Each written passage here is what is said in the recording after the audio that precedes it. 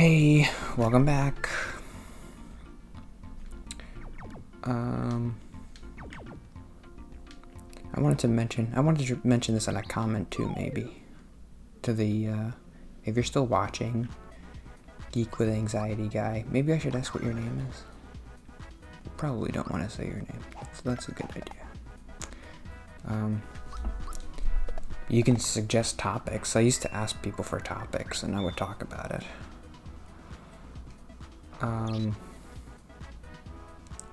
But it's hard.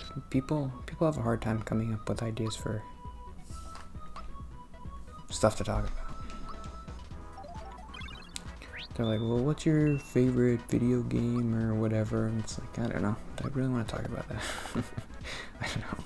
I mean, that's as good as anything. I don't want to shame anybody, but those people aren't watching anymore, so it's their fault because they didn't like their own topic ideas, right? No, I'm getting into a weird territory that I shouldn't get into. But yeah, you can suggest something and I'll talk about it.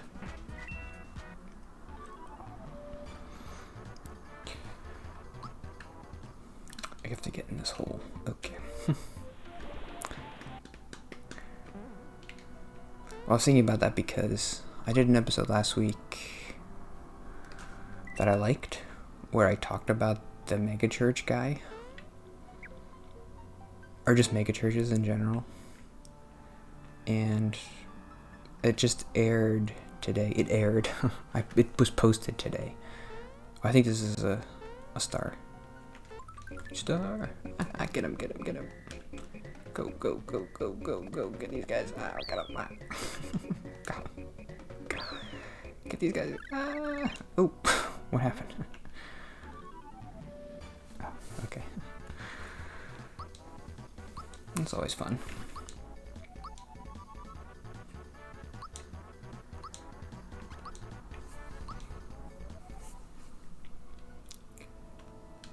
Oh, I could have got all these guys. How do you get these guys? Ugh.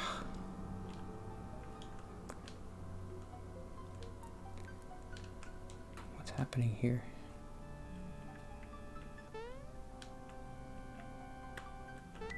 This is scary. I'm scared. But nobody watched. I had 0 views as of earlier today, and as of right now it has, I mean, it's the day after Christmas, but still, I mean, nobody's watching. Yeah, 0 views. That's fine. So I could talk about it again. It made me feel good. I wrote down more notes about it. We'll get you back to the surface. Fine. I still have that wallet. I don't want to do that.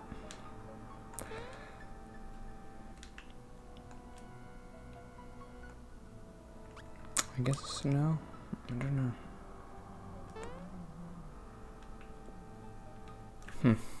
What is this?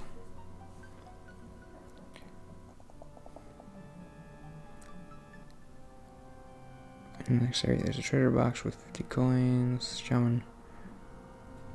Hit the switches on the wall in any order, and your fortune will be told on a letter. Huh? I don't get it. Okay, whatever. I looked up that terrible megachurch guy, and his name is Kenneth Copeland. Hit them in any order. Ooh. Yoshi cookie, left, right, middle. Left, right, middle.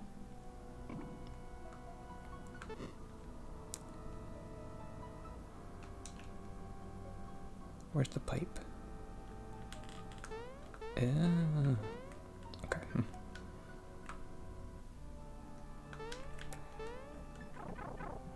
Did I really have to pay him 50 coins?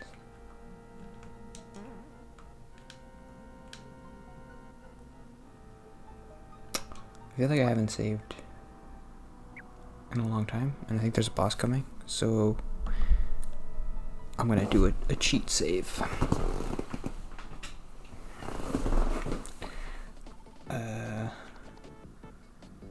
What's this one?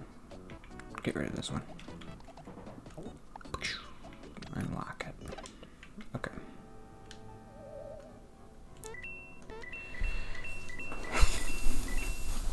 He asked people to give even if they lost their job. Oh, yeah, oh, my stomach is so rumbling. I don't need it to stop. I think that depression medicine makes my stomach rumbly. Like, even more than usual. Is that a thing? Or maybe it's just I just ate candy. My parents gave me some candy for Christmas. So, but that can't be it. It's the medicine, right?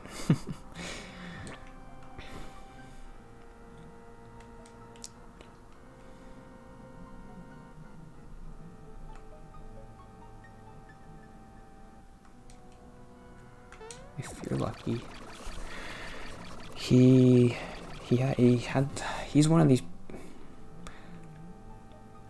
Prosperity gospel is a thing. I don't know if I talked about that before, but everybody kind of hates it, except for the people who go to this mega church. I mean, Joel Osteen gets like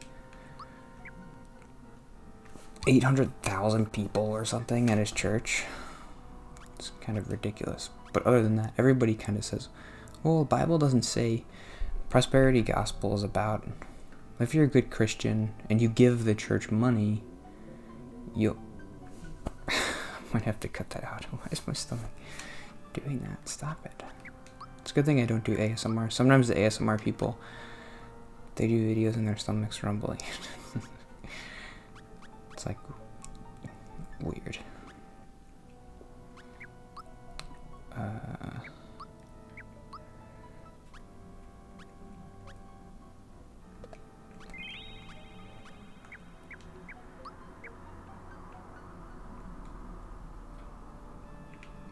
It's another boss.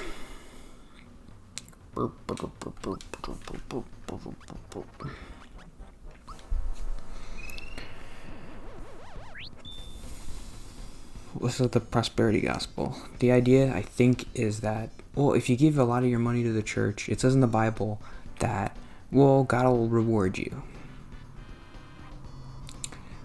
I don't know. I mean, everything is just an interpretation of the Bible, but I think that's a misinterpretation. A lot of what Jesus said was, your reward won't be on earth. It'll be after. That's kind of the whole point. Give your stuff away, and you're not going to get anything back.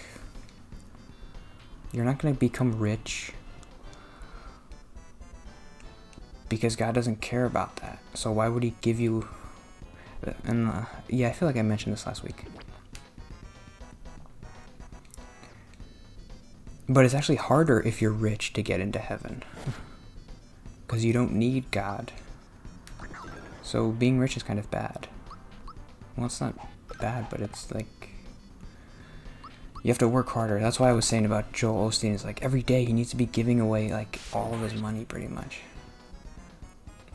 And I don't know how any Christian could own a mansion and feel okay about that. Why did you need a mansion? I don't understand what his, maybe, I don't know. What would his justification for that be? I don't know any justification that's like, well, I'm a Christian and well, God gave me a mansion, so I gotta, what? I'm gonna Google it. How does Joel Osteen justify his mansion?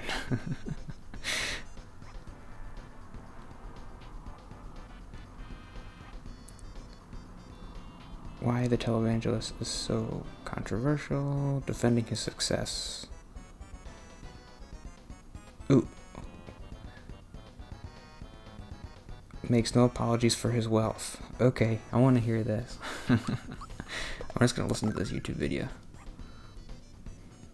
Oh, the boss is very hard. Ooh, I'm dead.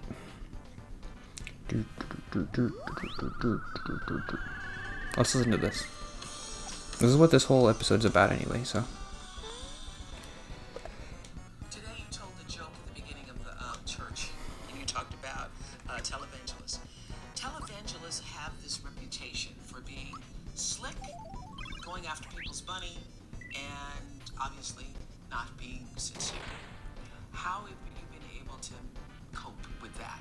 Well, knowing that, we try to go overboard to be just the opposite of everything you just said, and I realize... You make jokes about it yourself. Yeah, and I realize it. So I just try to be the opposite, meaning that I'm not asking them for money on television. I'm not trying to, don't try to be slick. I try to be sincere and all that. I just try to be who we are. But, it's a battle we have to fight. But it's interesting how, you know what, people usually know who's sincere and who's not over time. And I think that's what we don't ask for money, and people sending millions of dollars to help us keep the broadcast on the air. And so it's an interesting thing. Where does the money come from that you live your life, this life with? We don't take a salary from the ministry. About 5 years ago when I wrote my first book, I never dreamed it would sell millions of copies, and so I was able to go off. Your best life now? Yeah, but it comes from that. We don't take a salary. It comes from books and other things like that. So do you make any apologies for your grand piano? I really don't, Oprah. We just feel like this is God's blessings. We're big givers. We live what we preach. We've given millions of dollars, and I don't think there's anything wrong with having a nice place to live and being blessed. Especially when you're not taking money from the people. No, and money should never be the focus of your life. If that's all you're doing, that's shallow. It should be to be a blessing to others.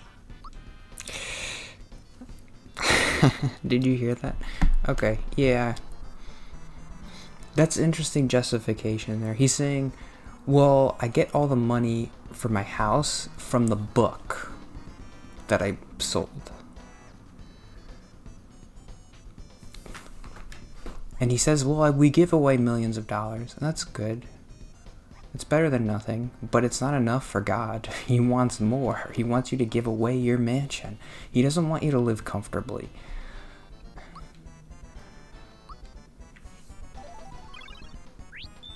It should never be enough for Joel.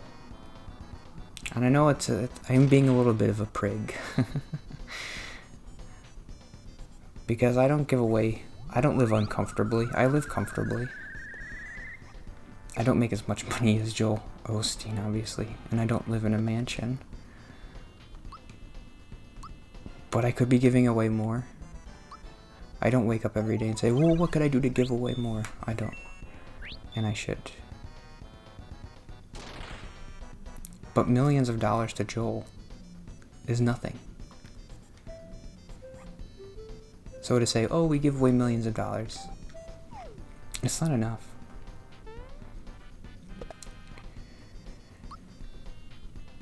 He's justified it. It's a justification. How can you live in a mansion while there are people, as a Christian, while there are people suffering, and be like, oh, God gave us this mansion.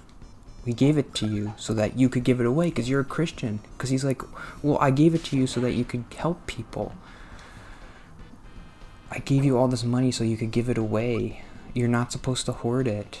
People who hoard stuff on earth, they get nothing in heaven.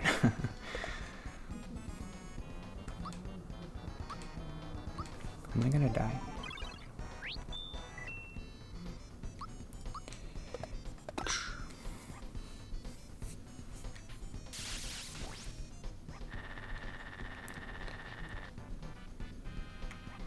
I hope he has that realization one day. Joel, sell everything and give it to poor people. You're a Christian. You're supposed to be setting a good example, and it's not a good example. That's the whole point of Christianity. That's a lot of what Paul says in the New Testament is like, you're supposed to be doing other things to be a light, to show other people in the world that Christians are good people, and this is why you should be a Christian, and this is what Jesus is about. Is Jesus about mansions? If you're living in a mansion, that's what you're saying. Jesus likes mansions. He doesn't.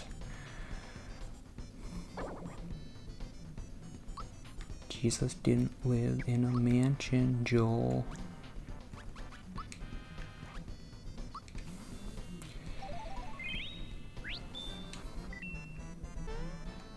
It's wrong. He's justified it. It's wrong. And if I ever get a big mansion, because of this YouTube channel, oh my god, billions of people are watching. Yeah, like that's ever gonna happen.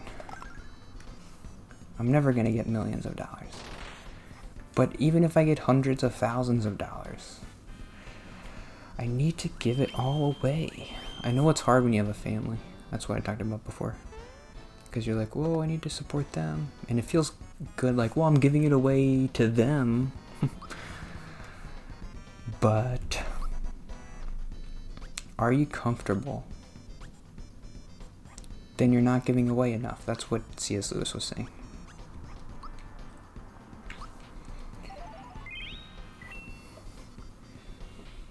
You're not trusting God. If you're hoarding this wealth and you have this big mansion, you're not supposed to say this, but you're not a real Christian.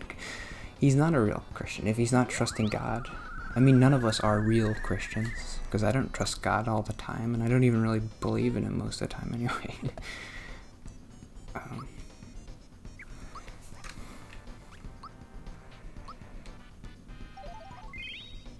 But to justify it, I mean, I'm at least admitting it, that I'm not doing the right thing, but he's justified it. He's like, no, it's alright, God gave me this, so I'm gonna keep it. He gave me this. God wants this. It would have been so much better for him to say, well, I'm human and I like stuff, and that's kind of my problem, and I'm trying to give away, like I do try to give away a lot of stuff, but this house, it's an idol to me. It's a monument to my greatness. And I'm a selfish human, and I'm not perfect, and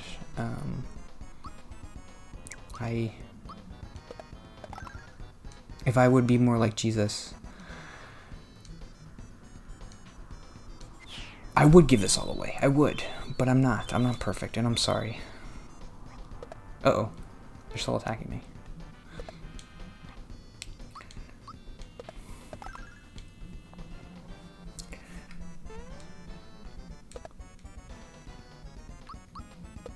I should be killing Mario, because he's not really doing that much. So yeah, I just felt good talking about that again, because it made me feel I'm such a prig. I'm so self-righteous. But you know who's even a bigger prig? Joel freaking Osteen. He's the worst. You're very good at sounding genuine, Joel, but you're wrong. You're so wrong.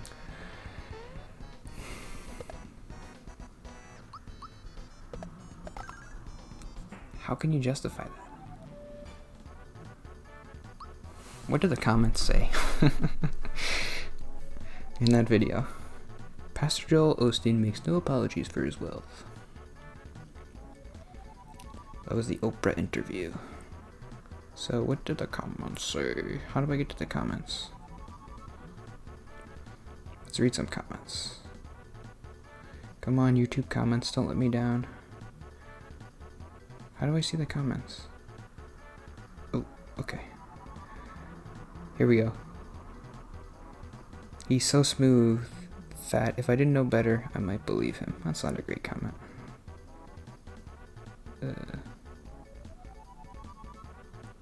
All he does is promote his book through his ministry, so it is all about the money. Well, that's a good point. He does, I'm sure he probably promotes the book in his pulpit, which he probably shouldn't do. Money shouldn't be the focus of your life, yet he drives a Ferrari and lives in a 17,000 square foot mansion.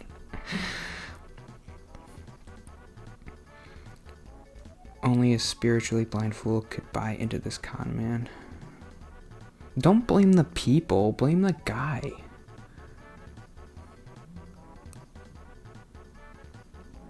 Or con woman.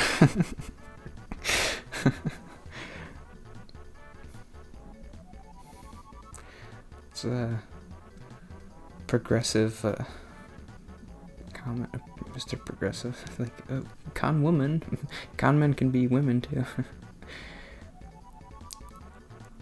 Want to be perfect? Go sell all your possessions and give to the poor. Thank you.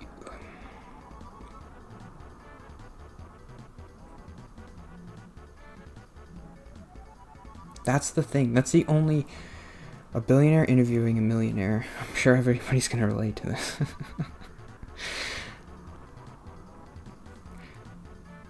That's the thing. All he would have to do is say,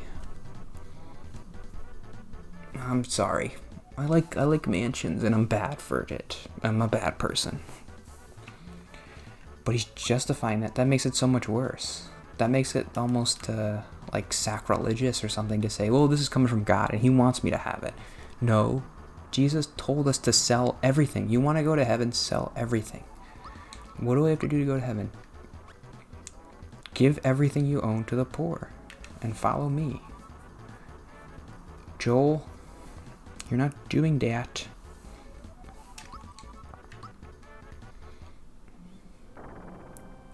But I don't know. Everybody kind of knows this. Except for Joel, I guess. Or maybe he's lying. He must know it. Okay, I have to end there, though. It's frustrating. Why are people giving him money?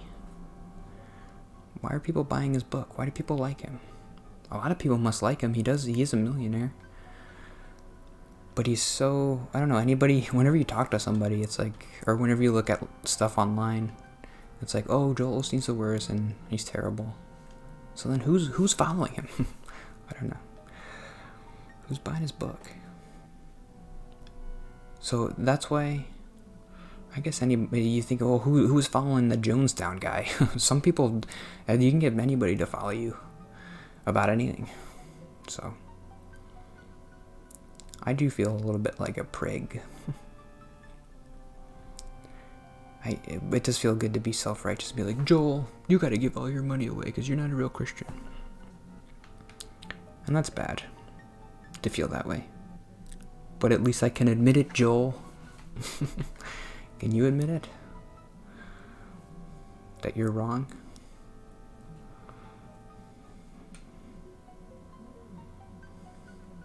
That's the difference.